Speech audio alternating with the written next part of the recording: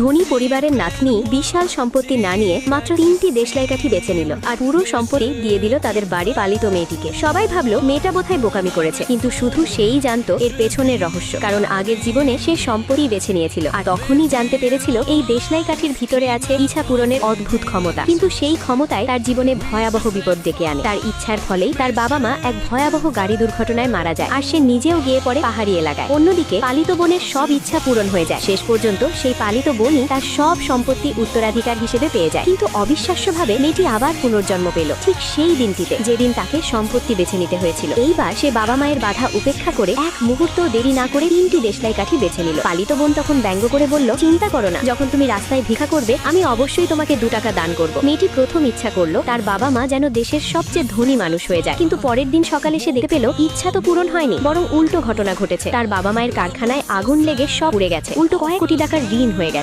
রাগে তার বাবা তাকে জোরে একটা চড় মারলো। মেয়েটি কিছুতেই বুঝতে পারছিল না কেন এমন হচ্ছে, তাই দ্বিতীয়বার সে উল্টো ভাবে ইচ্ছা করলো আমার বাবা মা অসুস্থ হোক, সারা জীবন দরিদ্র থাকুক। সে ভেবেছিল এবার নিশ্চয়ই ইচ্ছার ফল উল্টো হবে। কিন্তু পরদিন সকালে তার বাবা মা উঠে দেখলো তাদের পা একদম নড়ছে না। তাড়াহুড়ো করে তাদের হাসপাতালে নিয়ে গেল। মেয়েটি অবাক হয়ে ভাবতে লাগলো আগের জীবনে পালিত বোনের সব ইচ্ছা তো সত্যি হয়েছিল, তাহলে তার ক্ষেত্রে কেন কাজ করছে না। অবশেষে সে সন্দেহ করলো এই রহস্যের পেছনে হয়তো তার পালিত বোনেরই হাত আছে। আর সত্যটা জানার জন্য সে সিদ্ধান্ত নিল পুরো বিষয়টা তদন্ত করে বের করবে।